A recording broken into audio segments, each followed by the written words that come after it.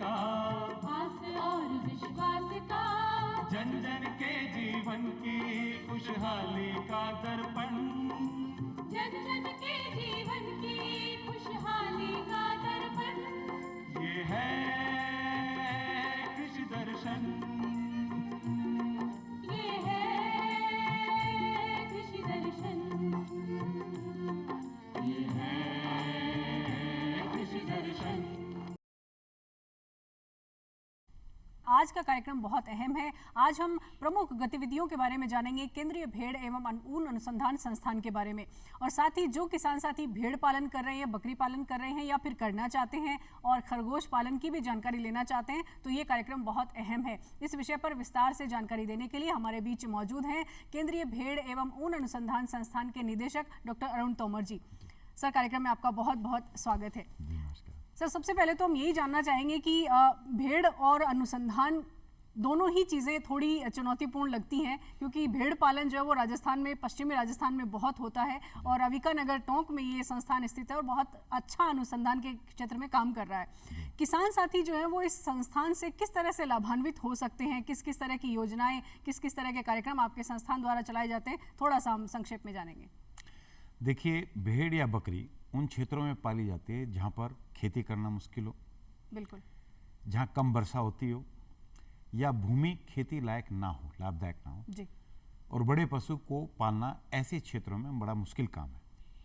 तो ऐसे क्षेत्रों के लिए ये छोटे पशु भेड़ और बकरी पालकर अपनी आजीविका को कमा सकते हैं। बिल्कुल, ये सदा ही अकाल में छोटे पशुओं के बहुत अच्छे साथी रहे, छोटे किसानों के लिए बहुत अच्छे साथी रहे हैं और हम तो इनको छोटे किसानों का या बेरोजगार जो हमारे युवा साथी हैं उनके लिए एक एटीएम की तरह हम लोग बिल्कुल। इसको यूज करते हैं। बिल्कुल, हर वक्त घर में पैसों की आवश्यकताओं को, रोजगार की आवश्यकताओं को पूर्ण करने में ये जो छोटे पशु हैं, भेड़ बकरी, ये बहुत योगदान देते हैं। हाँ, बहुत योगदान देते हैं।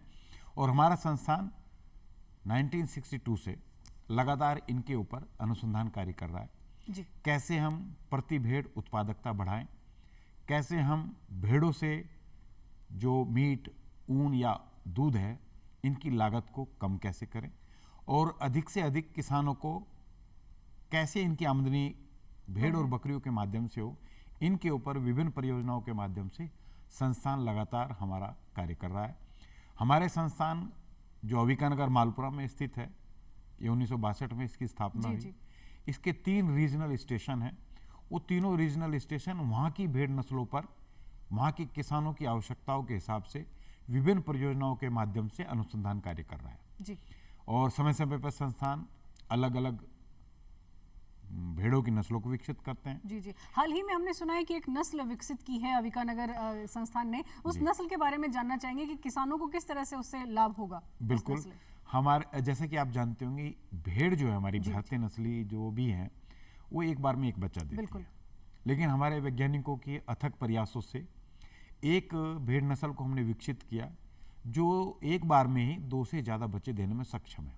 जी, यह नस्ल 3 भारतीय भेड़ों का सम्मिश्रण है, जिसमें हमारी देसी नस्ल मालपुरा, पाटनवाड़ी और गैरोल, इन तीनों भेड़ नस्लों से हमने एक अविशान भेड़ नस्ल इजाद की है। जी, जी, ये अविशान ज़्यादा बच्चे देने में, ज़्यादा मेमने देने में कामयाब है और इस भेड़ से ज़्यादा दूध मिलता है और ज़्यादा आमदनी प्राप्त होती है। तो आजकल हमारे देशवासियों के जो भी भेड़ पालक हैं, उनकी जुबान पर इस अविशान का नाम है और आगे चलकर यह अविशान भेड़ किसानों के लिए एक वरदान साबित होगी। जी, जी। ऐसा हमारे संस्थान तो अगर हम राजस्थान के पश्चिमी राजस्थान की बात करें तो अब वहाँ के किसान अगर भेड़ पालन करना चाहें तो अविशान नस्ल उनके लिए अभी उपलब्ध है। हाँ, बिल्कुल बिल्कुल, कोई दिक्कत नहीं है।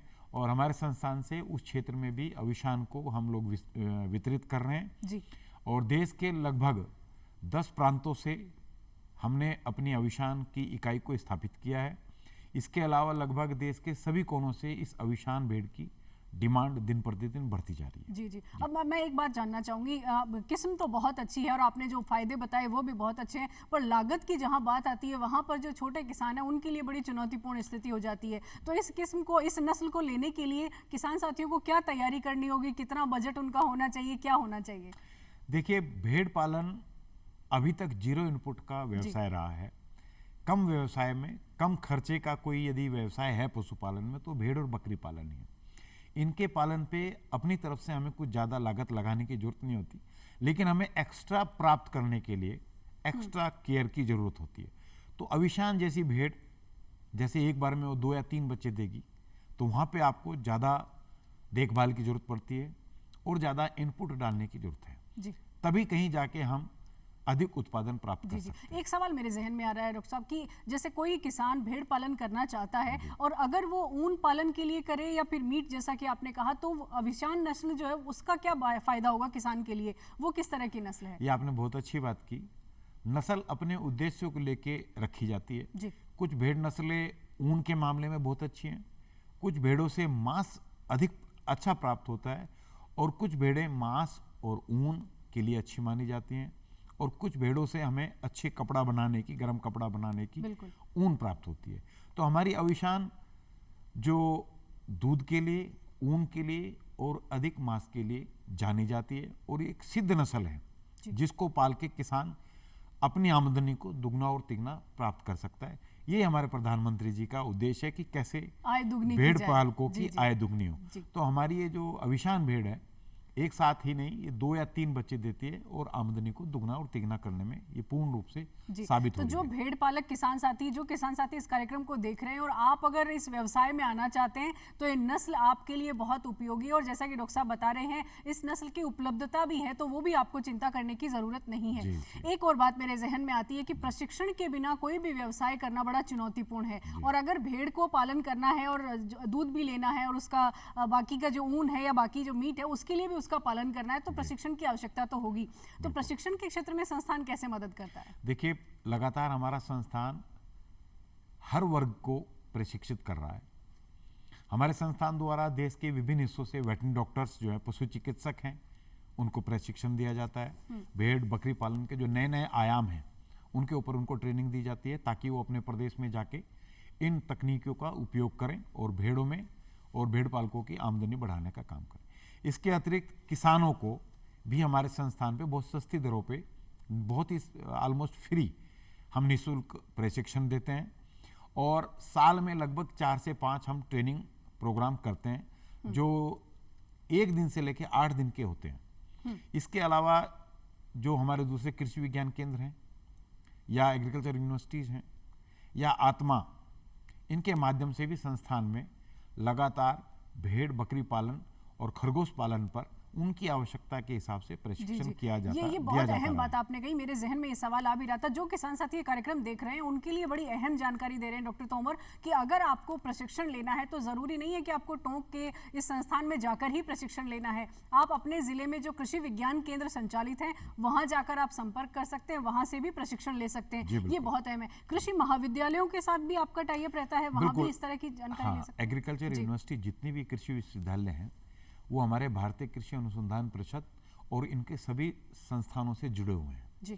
तो वहाँ के पशु विशेषज्ञ और हम लोग मिलके किसानों के लिए इस तरह के प्रोग्राम, प्रशिक्षण कार्यक्रम हम लोग करते हैं और समय समय पर किसानों को शैक्षणिक भ्रमण भी हम लोग कराते हैं जिसमें ICAR के जितने भी इंस्टीट्यूट हैं, एग्रीकल्चर यूनिवर्सिटी हैं या स्टेट गवर्नमेंट के जो भी फार्म हैं, चाहे खेती से संबंधित हो चाहे पशुपालन से संबंधित हो, उन पर हम लोग शैक्षणिक भ्रमण कराते हैं जिससे किसान अपने आप से देखकर सीखते हैं जी। तो इन सब माध्यमों से हम लोग किसानों की जो उनकी आवश्यकताएं हैं उनकी ट्रेनिंग का कार्यक्रम हम लोग संस्थान लगातार चलाते रहते हैं। जी जी, बहुत अहम। एक बात और जानना चाहेंगे, समय के बदलाव के साथ साथ बहुत सारी चीज़ें बदल रही हैं और अब भेड़ के दूध से भी उत्पाद बन रहे हैं, बकरी के दूध से भी उत्पाद बन रहे हैं, तो जो वैल्यू एडिशन है कहीं ना कहीं किसान को उससे मुनाफा होता है। और हमेशा हमारे प्रधानमंत्री जी भी कहते हैं कि आय को बढ़ाने के हमें संसाधन ढूंढने चाहिए, स्रोत ढूंढने चाहिए कि कैसे हम आय बढ़ाएं। तो इसमें भी क्या संस्थान मदद कर सकता है किसानों की? हाँ बिल्कुल। देखिए, भेड़ ये हो या बकरी हो या गाय हो भैंस हो,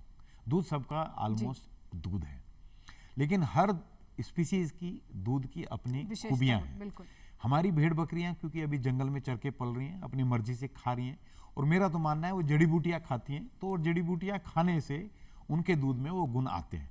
तो मैं तो इनके जो छोटे पशु भेड़ बकरियां इनके दूध को दवाई के रूप में देखता हूँ। और आपने सुना भी होगा कि जैसे बकरी का दूध है, ये डेंगू के समय में काफ़ी कीमत पे बिकता है, बिल्कुल। और ये जो बीमार हैं या जिनको बुखार है उनको जल्दी से ठीक होने में सहायक भी है। प्लेटलेट्स बढ़ाने में प्लेटलेट्स बढ़ाने में आपने जी। सुना भी होगा, ये जी, बढ़ाती जी, भी है। बिल्कुल। इसी प्रकार से यदि ताकत के रूप में देखें तो भेड़ का दूध सबसे गुणकारी है, सबसे ताकतवर है, और ये कई मामलों में भैंस के दूध से भी अधिक गुणकारी है। और भेड़ बकरी के दूध से हर वो चीज़ आप बना सकते हैं जो गाय भैंस के दूध से बना सकते हैं। बिल्कुल।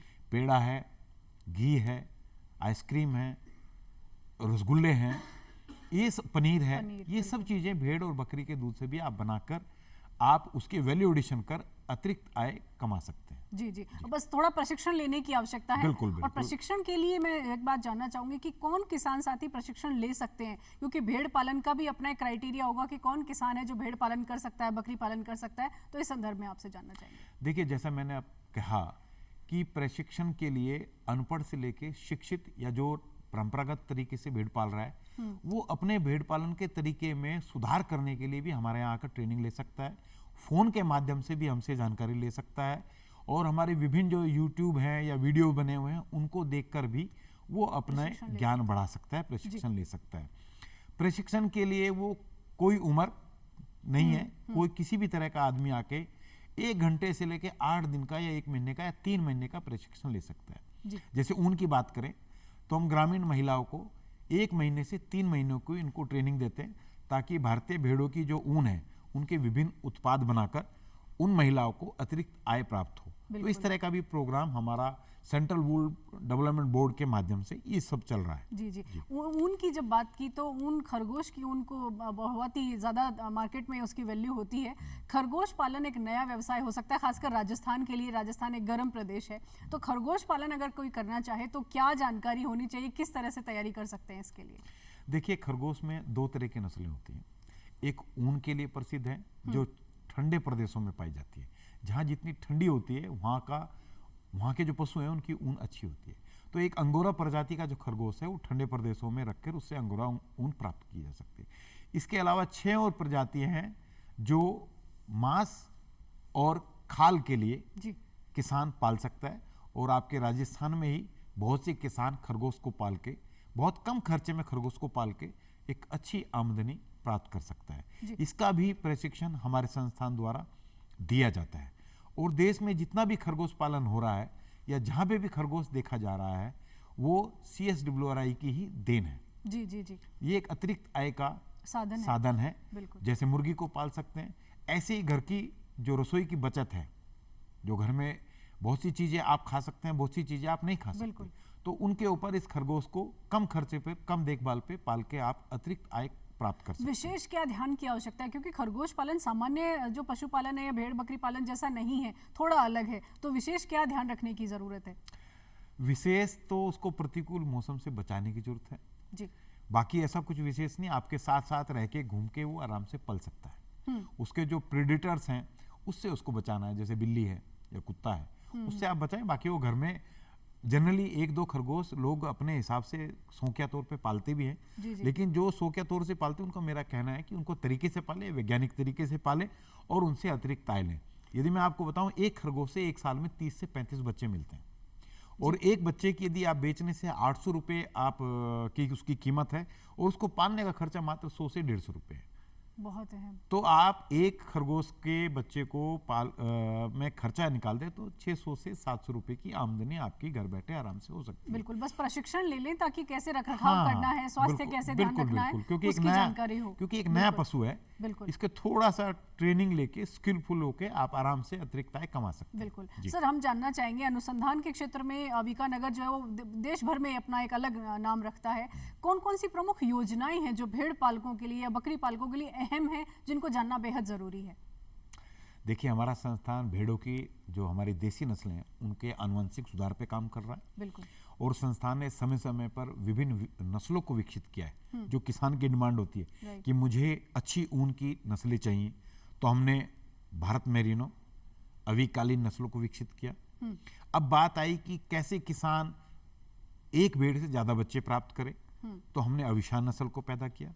इसके अलावा भेड़ पालन में जो आहार व्यवस्था कैसे सस्ती हो, तो हमारे वैज्ञानिकों ने भेड़ों को कम खर्चे पे कैसे पाले, इसके लिए उसके पशु आहार में ऐसी नई नई तकनीकियाँ लेके आए, जैसे आप सहतूत की बात करें, अरडू की बात करें, खिचड़ी की बात करें या सहजना की बात करें, सहजन की बात करें, तो ये पशु चारे के रूप में हम लोग लेके आए और किसान इनको अपना रहा है। जैसे नेपियर है, पहले दुधारू पशुओं के लिए थी, लेकिन अब हम लोग नेपियर को भेड़ और बकरी पालन के क्षेत्र में भी लेके आए हैं।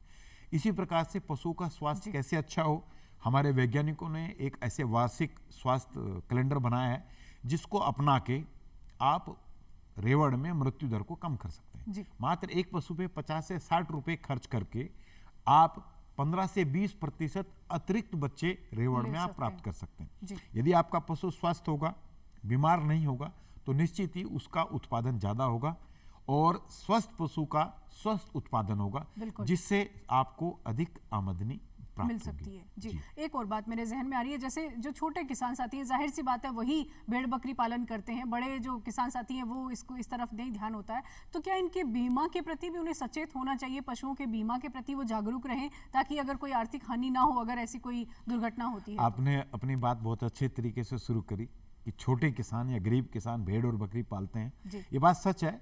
लेकिन आजकल अमीर किसान जो बड़े व्यवसायी हैं, आर्मी रिटायर्ड हैं, जो IAS और एडमिनिस्ट्रेशन की सर्विस से आए हैं, वो भी भेड़ और बकरी पालन में अपनी रुचि रख रहे हैं और वो कर रहे हैं।